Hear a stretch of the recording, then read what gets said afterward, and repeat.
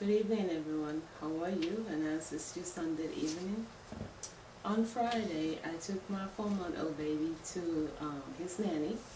And then in the evening, when I came back to pick up my son, I realized that the nanny's granddaughter had a cold.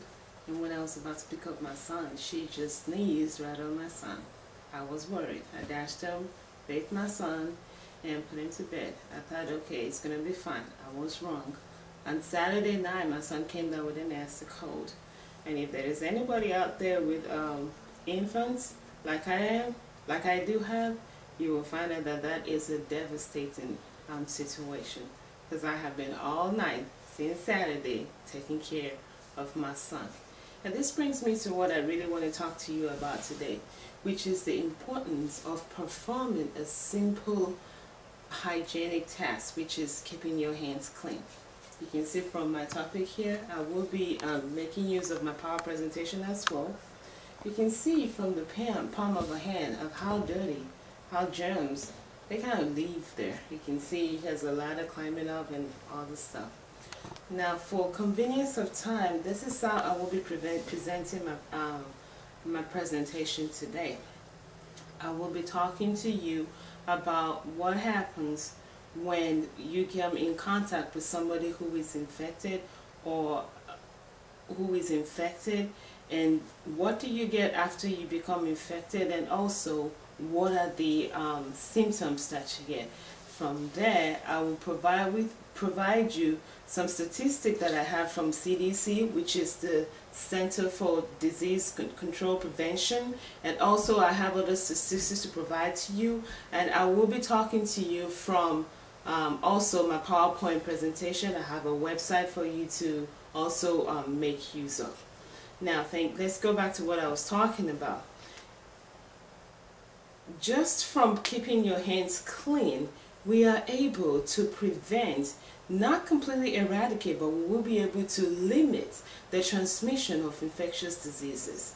Adults and children have suffered unnecessary miseries from being infected by diseases because there hasn't been that good practice of practicing good personal hygiene, which is just a simple act of keeping your hands clean. There are different diseases that we get infected from when we do not wash our hands. Please go over to the PowerPoint presentation here.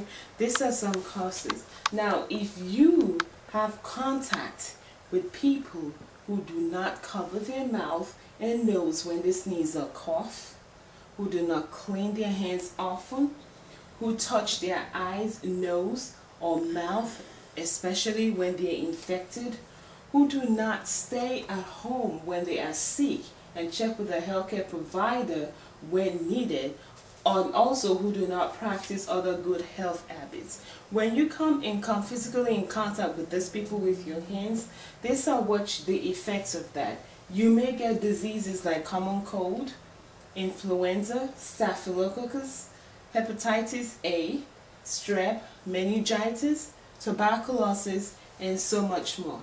And these are the symptoms some of the symptoms that you will get. I call it symptoms, I also call it unnecessary miseries.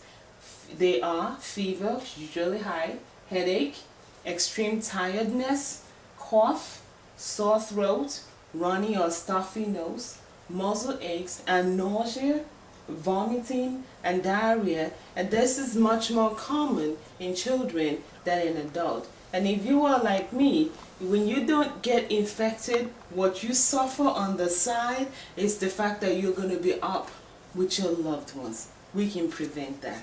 Let's move on. So what exactly are we talking about here?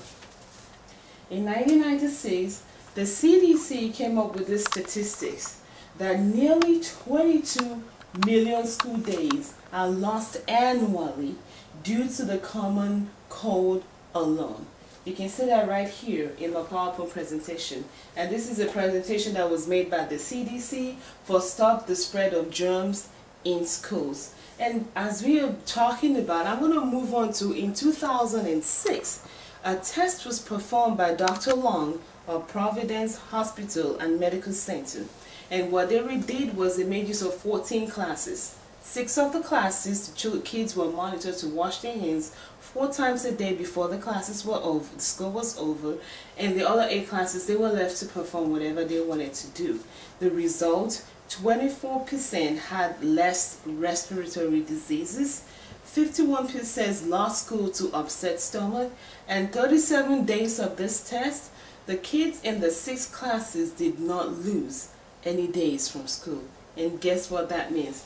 That means that they don't have to lose hours from school and they don't have to get worried about their grades. Parents, you will agree with me on that one. The next thing I want to talk about here are excuses and comments that people make. It's called ignorance. Some people are just ignorant, and the second set of people are people who just feel like there is no big deal. These are the people I call indifferent type of people. For the indifferent type of people, I will get there later. Other diseases that can be acquired just by not washing your hands are what we call nosocomial diseases, which are the hospital acquired diseases. Now, Johns Hopkins Hospital, Baltimore, Maryland, have a very good program going on where they educate both employees and patients about the importance of keeping their hands clean. And they have hand sanitizer located all over the hospital. This is a great deal to do because you prevent the cycle of being infected. You parents walking and being infected, visiting doctors, visiting clinics, children in school, children in daycare. It becomes like a cycle that can be limited just by being diligent and washing our hands. You will also lose the work hours as patients, as well as losing visits to clinic and hospital, and saving your money because you can prevent the medical bills. The next thing I want to talk to you about here is, now that you have found out about the importance of keeping your hands clean, when should you wash your hand? It is right here in my PowerPoint presentation. It tells you when you should wash your hand. Please read it at your time. And the next thing is, how then do you wash your hands? It is also right here in my PowerPoint presentation. The use of hand sanitizer is also welcome. Please make sure that it contains 62% of ethyl alcohol. And the next thing I have here is the website for nosocomial teachings. Please go to that website as a reference. It will let you know what you can discuss with your doctor about how you want them to wash their hands before the examination.